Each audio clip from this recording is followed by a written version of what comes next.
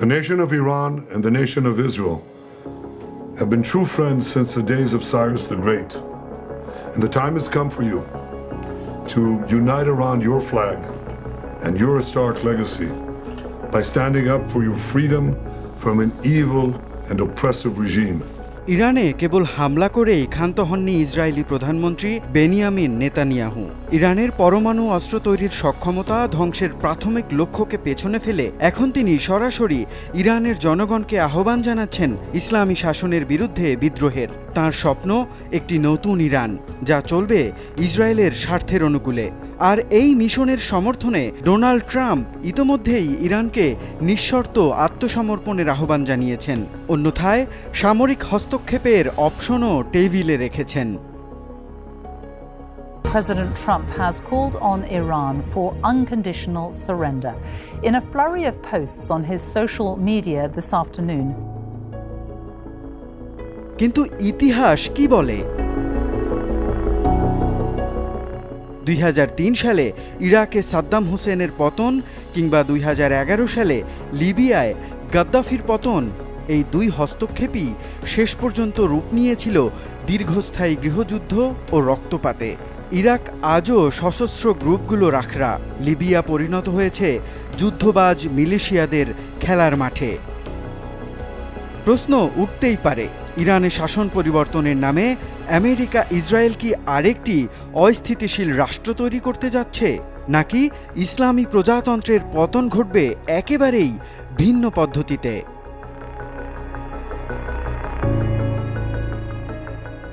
ভুলে গেলে চলবে না, ইরান ইরাক কিংবা লিবিয়া নয়। এই দেশটিতে রয়েছে ৮ কোটি সচেতন জনগণ, পারমাণবিক কর্মসূচি, শক্তিশালী রেভলিউশনারি গার্ড এবং ৪০ বছরেরও বেশি সময় ধরে টিকে থাকা একটি আদর্শিক রাষ্ট্র ব্যবস্থা। সেই অভেদ্য দুর্গ ভেঙে যদি শাসন ব্যবস্থা পরিবর্তন করাই যায়, তবে কে আসবে ক্ষমতায়? বিদ্রোহীরা নাকি সামরিক শাসকরা, নাকি ফিরে আসবে শাহের উত্তরাধিকার? যুক্তরাষ্ট্র ও ইসরায়েল দীর্ঘদিন ধরে ইরানের ইসলামী শাসনকে তাদের প্রধান হুমকি হিসেবে দেখছে, কিন্তু শাসন উৎখাতের পরিকল্পনা কতটা বাস্তবসম্মত? ইতিহাস বলছে ইরাক বা আফগানিস্তানের মতো দৃশ্যপট এখানে খাটবে না। ইরানের শাসন কাঠামো বেশ জটিল, যেখানে ধর্মীয় নেতৃত্ব, সেনাবাহিনী ও গোয়েন্দা নেটওয়ার্ক এতটাই শক্তিশালী যে কোনো একক হামলা বা আন্দোলনেই তা ভেঙে পড়বে না। ইরানের শাসক গোষ্ঠীও যে খুব একটা স্বস্তিতে আছে তা নয়। খোমেনি রেজিমের ওপর জন অসন্তোষ আছে। একদিকে যুদ্ধাবস্থা, যুক্তরাষ্ট্র ও ইসরায়েলের সামরিক পদক্ষেপ, অন্যদিকে খোমেনি রেজিমের অজনপ্রিয়তা। এমন অবস্থায় আরেকটি গণ আন্দোলনের মুখে ক্ষমতার পালাবদল কি হতে পারে? সেক্ষেত্রে একটি নাম প্রথমেই চলে আসে, রেজা পাহলভি। ইরানের ক্ষমতাচ্যুত সম্রাট শাহ মোহাম্মদ রেজা পাহলভির ছেলে, যিনি দশকের পর দশক আমেরিকায় নির্বাসনে আছেন। সম্প্রতি টুইটারে সক্রিয় হয়ে তিনি ইরানিদের বিদ্রোহের আহ্বান জানিয়েছেন।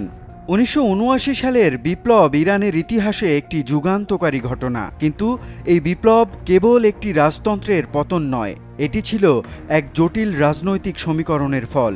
শাহ মোহাম্মদ রেজা পাহলভির পশ্চিমাপন্থী শাসনের বিরুদ্ধে গণ আন্দোলন শুরু হয়েছিল মূলত ধর্মনিরপেক্ষ ও গণতন্ত্রকামী শক্তির নেতৃত্বে, কিন্তু শেষ পর্যন্ত ক্ষমতা দখল করে নেয় আয়াতুল্লাহ রুহুল্লাহ খোমেনির নেতৃত্বে শিয়া নেতৃত্ব। খোমেনি কৌশলী ছিলেন। তিনি দীর্ঘদিন নির্বাসনে থাকার পরও ইরানের গ্রামীণ ও ধর্মপ্রাণ জনগোষ্ঠীর উপর গভীর প্রভাব বজায় রেখেছিলেন। তাঁর ভাষণগুলো ক্যাসেট টেপে চোরাই পথে ইরানে পৌঁছে যেত, যা শাহ বিরোধী আন্দোলনকে শক্তি জুগিয়েছে। 1979 সালে শাহের পতনের পর খোমেনি যখন ইরানে ফিরলেন, লক্ষাধিক মানুষ তাকে স্বাগত জানিয়েছিল, কিন্তু বিপ্লবের পর খোমেনির প্রথম পদক্ষেপ ছিল সকল প্রতিদ্বন্দ্বী শক্তিকে সরিয়ে দেয়া। লিবারাল, কমিউনিস্ট, এমনকি অন্যান্য ইসলামী গ্রুপগুলোকেও দমন করা হয়। তিনি প্রতিষ্ঠা করলেন ইসলামী আইনবিদদের শাসনতত্ত্ব, যেখানে সর্বোচ্চ ধর্মীয় নেতাই রাষ্ট্রের চূড়ান্ত কর্তা। 1989 সালে খোমেনির মৃত্যুর পর আয়াতুল্লাহ আলী খামেনেই ক্ষমতায় আসেন। তিনি খোমেনির আদর্শকে আরও শক্তিশালী করেন। তাঁর শাসনামলে ইরান পারমাণবিক কর্মসূচি ত্বরান্বিত করে, সিরিয়া ও ইয়েমেনে প্রভাব বিস্তার করে এবং রাশিয়া ও চীনের সাথে সম্পর্ক জোরদার করে আমেরিকার চাপ মোকাবিলা করে। খামেনেই এর সবচেয়ে বড় সাফল্য হল আইআরজিসি বা ইসলামী রেভলিউশনারি গার্ড কর্পসকে একটি রাজনৈতিক, অর্থনৈতিক ও সামরিক মহাশক্তিতে পরিণত করা। এই বাহিনী আজ ইরানের পরমাণু প্রকল্প, ক্ষেপণাস্ত্র কর্মসূচি এবং অক্ষীয় প্রতিরোধের মূল হাতিয়ার। এই অবস্থায় খামেনেই ও আইআরজিসিকে পাশ কাটিয়ে রেজা পাহলভির প্রত্যাবর্তন খুব কঠিন, অসম্ভব বললেও ভুল হবে না। আমেরিকা ও ইসরায়েলের সাথে রেজা পাহলভির সম্পর্ক ইতোমধ্যেই তাকে ইরানিদের চোখে বিদেশি এজেন্ট হিসেবে চিহ্নিত করেছে। তবুও যে কোনো উপায়ে তিনি যদি ফিরেও আসেন, সেক্ষেত্রে ইরানে তা স্থিতিশীলতা আনবে না, বরং নতুন করে বিদেশি হস্তক্ষেপের বিরুদ্ধে গণ আন্দোলন দেখা দিতে পারে। তাছাড়া 1953 সালে সিআইএ সমর্থিত অভ্যুত্থানের স্মৃতি ইরানিদের চোখে এখনও অটুট। নতুন করে কোনো পাহলভি শাসন জনগণের সমর্থন না পাওয়ার সম্ভাবনাই বেশি। গত কয়েকদিন ধরে আলোচনা চলছে ইরানের সর্বোচ্চ ধর্মীয় নেতা আয়াতুল্লাহ খামেনেইকে নিয়ে। তার অনুপস্থিতি ইরানকে কোন পরিস্থিতিতে নিয়ে যাবে তাই নিয়ে চলছে জল্পনা কল্পনা। অনেকেই ভাবছেন খামেনেই বা অন্য কোনো শীর্ষ নেতার হত্যাকাণ্ড ইরানকে দুর্বল করে দেবে। সেক্ষেত্রে ক্ষমতার পালাবদল সহজ হবে। বিশেষজ্ঞদের ধারণা, এমনটা ইরানের পরিস্থিতি আরও কঠোর ও জটিল করে তুলতে পারে। ইরানের শাসক গোষ্ঠী শাসন টিকিয়ে রাখতে দশকের পর দশক ধরে এক অদৃশ্য দুর্গ গড়ে তুলেছে।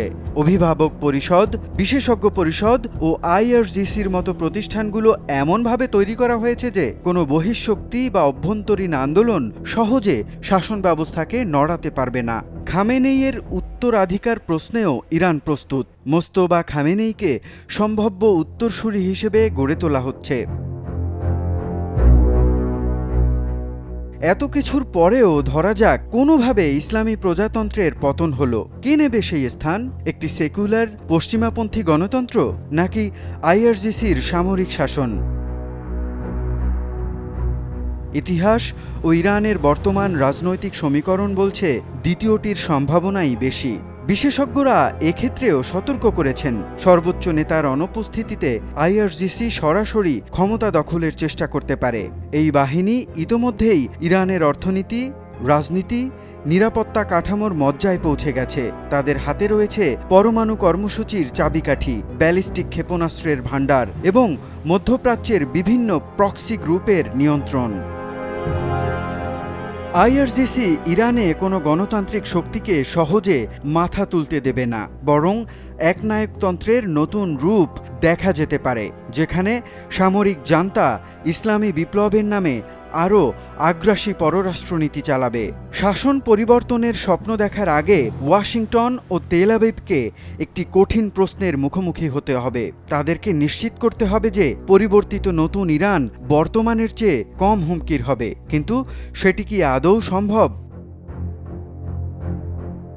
ইরাক যুদ্ধের পর লুটপাট, সিরিয়ায় বিভিন্ন সশস্ত্র গ্রুপের উত্থান, আফগানিস্তানে তালিবানের প্রত্যাবর্তন প্রমাণ করে শাসন পরিবর্তন এই জটিল সমস্যার সহজ সমাধান নয়।